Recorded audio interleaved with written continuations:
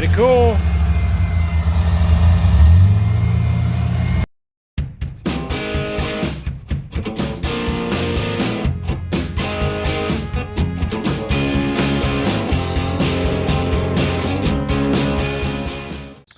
Good morning, guys. Well, we had a little bit of an unexpected rain shower last night. Didn't catch much, but we got about 2/10. And if you watched all the way to the end of yesterday's video, you'll know that my battery charger on the generator did not work. When I went up there to start it last night, battery was dead. So I'm almost suspicious that it's not the battery now, because the battery charger said that it was charged. But it wasn't, not at all. Like it barely even tried to run. So anyway, my alternator is delivered, but it's at my post office box. So they don't open till 9, which means I got about 45 minutes till I can go and pick that up. So I think what I'm gonna do is go up to the field where the generator is, take that alternator off, and probably pull the battery as well. And we'll take them to the auto parts store and see if they can test them both, the alternator and the battery, and figure out if the battery is any good or not. And then maybe we'll buy a battery and put a new alternator on and do the whole thing. But we'll get that stuff fixed and running while we've got time here this morning, since we got just a little bit of rain last night. Everything's going to be pretty sticky out in the field, so it won't take long for it to dry off and be dry. But we'll give it a couple hours and get our generator fixed. Well, here's our alternator that we need to get off. It appears fairly straightforward. We've got positive wire connection here, signal wires here, which that should just unplug. Might be a little bit difficult. Then we got to get the belt off and 2 bolts. Let's see how we do. Well, I'm 1 for 2 here. I got the electrical connections part, I got the belt off, and I got the bolt out of the top. But the one on the bottom is different. It's a 5/8, not a 9/16. I even went out to the tractor that's got the same style of alternator, the one that's 140 versus a 90 amp, but they're identical body, and tried my wrenches there. And this one's got a bigger bolt through it, so didn't quite get that off. I did get the battery out though. So, and this one, after I got the clamp off, I could see, appears it was 2014 that it was put in. August of 14, so it's 6 years old. Very well could be the battery. I still think the alternator's bad because it was putting out low voltage though, so I think I'm just going to replace them both, to be honest with you. But anyway, I got to get a bigger wrench, trip back to the farm, and come back up here. All right, I went and got my wrenches. Got 3 just to make sure I had the right one. It was a 5/8 though. So we got this out. So let's go get the one out of my mailbox and take our battery in, which I've already got back of the truck. We'll see what we can find out about them. Holy cow. Looks like the road commission's having a dang party out here. 1, 2, 3, 4, 5, 6, 7, 8, 9, 10, 11, 12. 12 trucks. Got a tanker over there. We've got a stone spreader. And there's a sprayer. That's crazy what's going on here. We might have to wait a minute. Look at these guys. I think they're gonna chip and seal this road. Okay, well, here's our new alternator. Looks the same as the old alternator, only new. And I don't think it has that sticker on it. It does not. I should write that part number on this one so that when it goes bad the next time we can look it up. Probably won't own it then, but you never know. Anyway, so I took that battery and this alternator to our local auto parts store to see if they could test them for me, and nobody was there that knew how to test alternators, go figure. But they did check the battery, and it didn't necessarily say that it was bad. The voltage was relatively okay, 11 point something, but it had 0% charge and the cranking amps were really low. It said to charge it and test it again, but being that it was 6 years old, and the guy thought your alternator probably went bad, which killed your battery, and it's probably not any good. And as old as it is, better to just replace it. And I agree. So we got a new battery. It's a pretty big one. So anyway, we're gonna take this up and the alternator, get those installed, and yeah, it's getting dry. Fire it up. since I'm going to start the Traveler up and I need to go down through that center lane that's all muddy, I don't want to take my pickup back up there. So we got the Gator, I got the alternator, I've got some battery cleaner and protectant stuff to clean up the battery cable ends. Got the new battery. I've got some fuel for the motor on the Traveler, and we're taking fuel up for the generator as well because, well, it'll fit. So we're gonna get it all knocked out in one shot here. We won't have to go back up for 10 hours.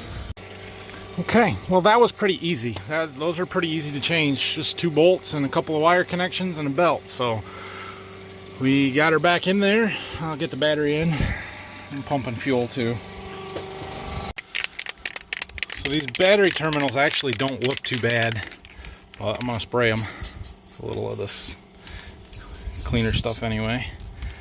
We'll let that dissolve whatever corrosion is on them. And now that I've got them on there, we'll spray them a little with a little bit of this protector sealer stuff.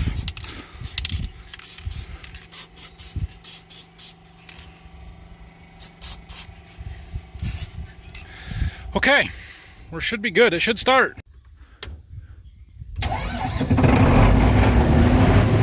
Yeah. Cool. Oh, didn't close the door on the other side. Be curious to see if that works up. Still not quite to even 11. We should easily be between 12 and 14 on that volts. Huh. Okay, well, let's start her up. So I know I've shown this before, but I know I get some questions on how all this stuff works sometimes, and I know you guys don't everybody catch every video, so we'll kind of go through the pump side of it a little bit right now. But basically we've got our suction tube down there in the river. It sucks it up into our pump right here, which is driven by a 75 horse electric motor, obviously run by our generator. The reason for that is because basically we had the generator. It made more sense than a PTO pump where you'd have to leave a tractor sit here and run all the time, and it was cheaper than buying another engine driven pump. So that's why we're doing this the way that we are. And then out of the pump we've got a gate valve and a check valve here, and then we go into our 6-inch aluminum pipe. We've got our injector here for injecting fertilizer, 28 ATS, whatever we're putting on. That pump is over there. And then down here we've got a vacuum pump.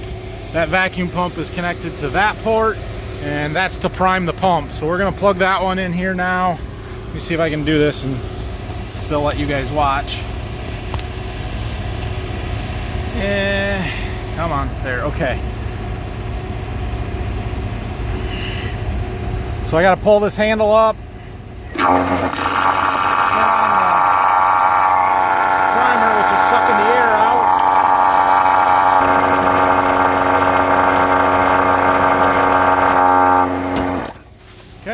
Get water. So now our pipe is full. We'll set our timer to just a little bit of time and hit start. There you go. It's gonna take it a minute to build pressure because it's been sitting for a day, so our pipe has drained out a lot of the water, and it holds a lot. You see all these leaks here? Those will seal up as soon as we get pressure. We're gonna now plug in our injection pump.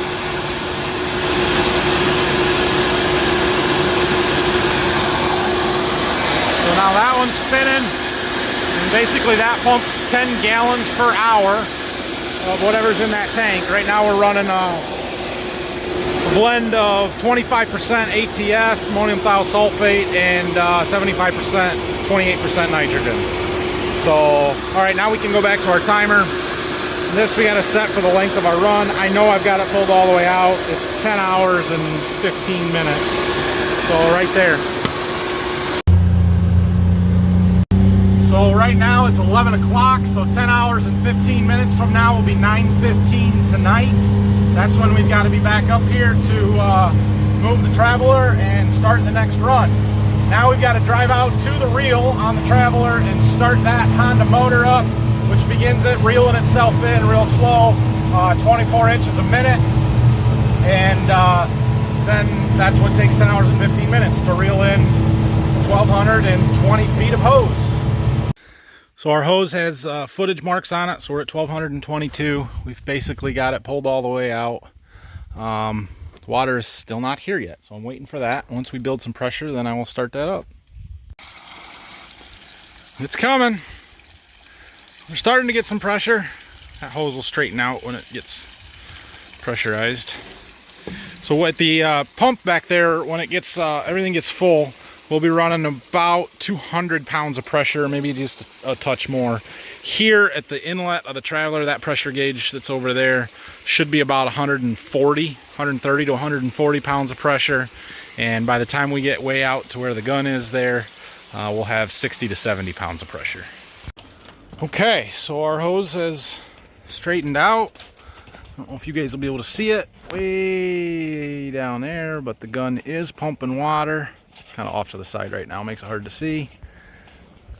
So now we can start our reel up. So this reel spins and it pulls the hose in. It's driven by that Honda motor. I do know that some water reels like this, you use a turbine on the inlet to control all of that. I don't know that Cadman, this company, makes one that does that, but they like the engine driven ones because it doesn't take any pressure away from the water, the gun down there, because those reel turbines kind of suck out some of the water pressure, and yeah, it can reduce your flow a little bit. Not the end of the world, but this is why they do it this way. And that has been, up until this year, has been a very reliable system. I've had very little problems with it, and I think we've pretty well worked through them at this point. So there is a speed adjustment here. So when it's building the first layer of hose, it's running kind of as fast as it's going to turn. As the layers build out, this bar rests against the hose. It pushes down on that rod and that cable, which slows down the motors via these variable rate pulleys there. So we'll let that get adjusted to where there's no gap between those nuts and the pipe there, about right there. And then we can come over here to our speedometer and check our speed, and we want 24 inches per minute. Pretty darn close. I may speed it up just a touch.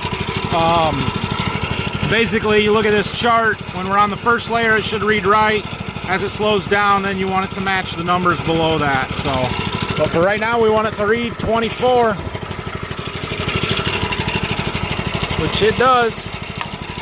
So we're good. We're gonna leave it run like that. That engine just sits there and idles, and we're good. So if you guys have been watching for a few weeks, you know we had a bunch of trouble with this earlier in the year. The biggest problem was when the splines on the pulley and the motor shaft, or not the splines, the keyway, wore out and the key was gone. So far our fix seems to be working. I put a new key in there and JB welded it together.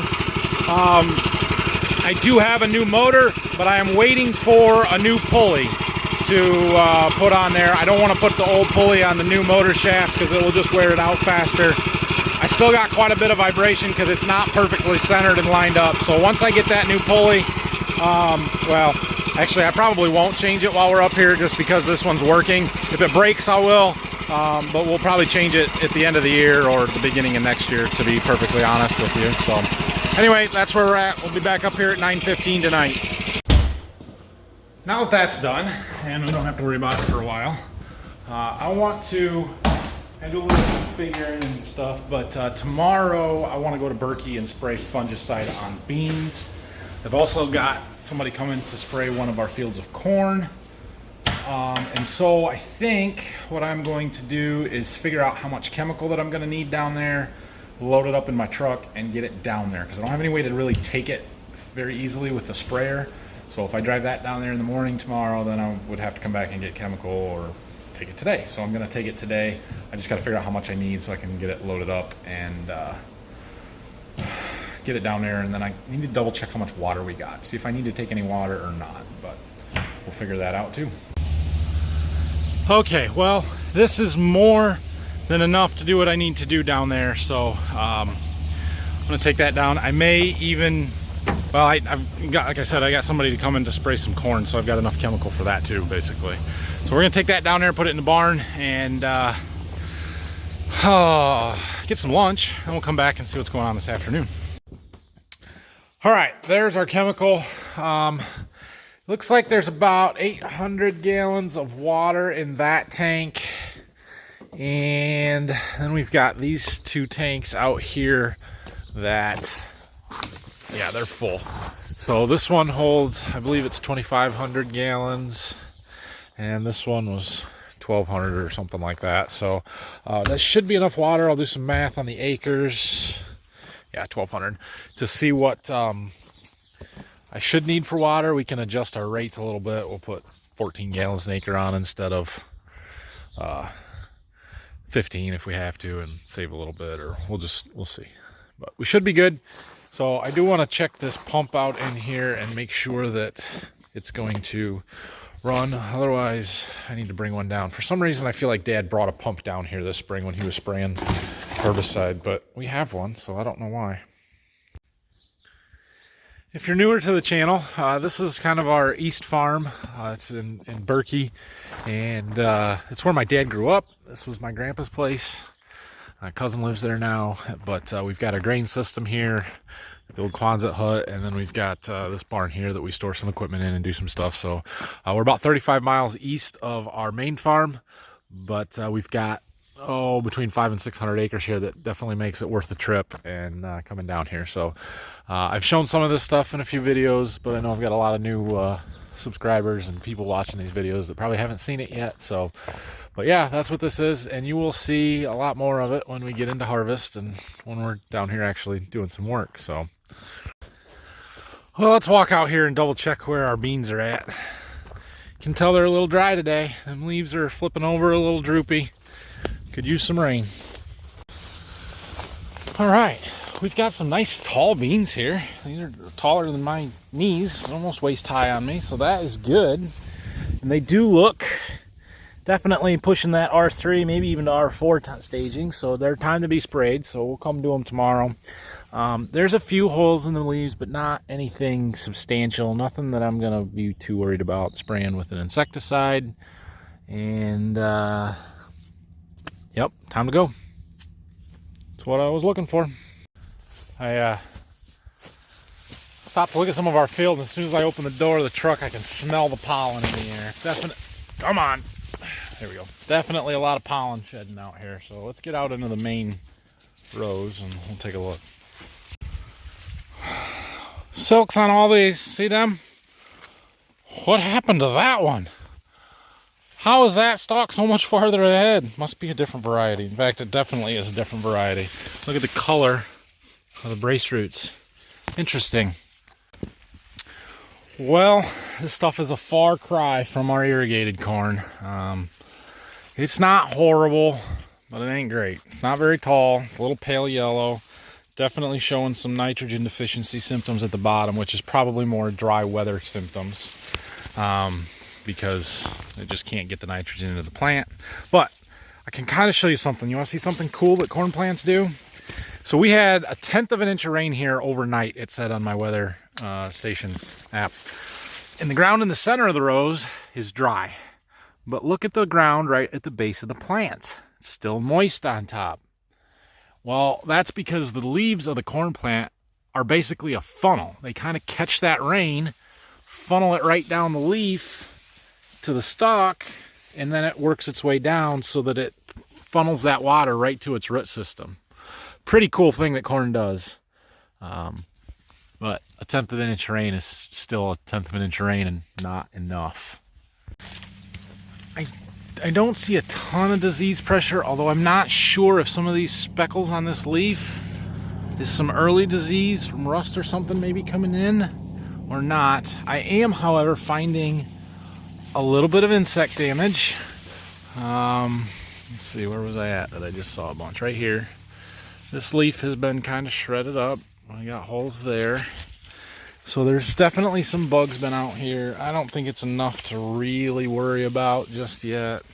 Probably not ever going to be, but something there at least to look at. There's a lot of pollen laying on the leaves, which means our silks are catching it too. So I'm going to pull an ear and see if it's pollinated yet or not. But I don't know. It needs a drink, but it's decent corn for the weather conditions we've had. So on this here, all of the silks that were sticking out the end of it were still green, white, whatever color you want to call that. But the ones inside are turning brown because it's pretty well pollinated. A few kernels on the tip yet, still looking for some pollen. But yeah, most of it's there. Okay, well, that's enough walking in cornfields for me. Let's go back to Waldron. I think I got a little computer work that needs done this afternoon, to be honest, so I'm probably going to do that for now. Okay, I'm tired of sitting in front of a computer, and it's only been like an hour. Let's go over and check out the tile project, see how that's coming. Well, they're making a lot of progress here, and I think I caught the last run, or maybe there's one more of them actually plowing.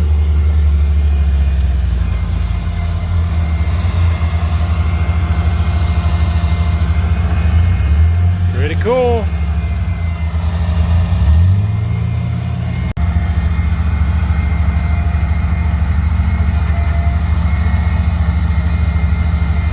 If you're not familiar with drainage tile, but basically we bury that tile in the ground. This stuff here is a lateral run. It's a 4-inch perforated tile. You can probably see the holes there. But we bury it, and it's all on a grade so that it runs downhill to the mains, then to an outlet, and it takes all the excess water off the field. And in our area, tile is far more important than irrigation because we need fields to dry out in the spring when we're trying to plant our crops. So these ones here, I think, are 45-foot spacing. The only reason we're doing 45-foot spacing is because there's already a tile in the middle that was put in back in 78 is what I understand it was put in, actually before we owned it. So he's just about done with this run, so he's going to get out and cut the tile off, put a cap in it, and then finish plowing it in the rest of the way. So anyway, we're just kind of splitting the ones that were already there right now, and should make this a lot better. There's the plow end of the plow. Okay, well, I have got to hook onto that trailer that's sitting down at my place and get that returned. And for all of you that have been worried about the brakes on my truck, I'm taking my truck in to get it worked on tonight. So my father-in-law does that. It's his trailer down there. I'm taking it back to him. We'll drop my truck off and have my wife bring me home. So he's going to work on that tomorrow, and we'll get that fixed. I've been trying to do it for a couple of weeks, but we were in the middle of wheat harvest there, and it just didn't work out. So, but gonna get it done here now, and that's gonna be it for today, I guess. Although I will be back at the farm here later, because I gotta get our farm truck to take home tonight. But anyway, tomorrow is going to be a good day, big day. We're gonna take the sprayer, head to Berkey, spray all of the beans down there, and then bring the sprayer home. We're going to keep the irrigation stuff moving, and the neighbor that I've got lined up to do some spraying on our corn with the ground rig, not the airplane, he is coming tomorrow to do a field at Berkey. Not going to do all the stuff up here, but he is going to do that one there tomorrow.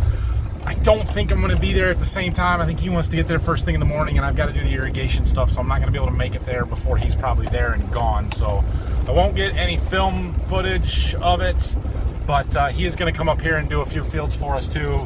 I don't know when exactly, hopefully soon. So we'll get some video of that for you guys then. So anyway, have a great night. Thanks for watching. And hit that subscribe button if you haven't already for me, and give me a thumbs up if you would as well. So we'll see you guys tomorrow. If you got any questions, leave them in the comments section.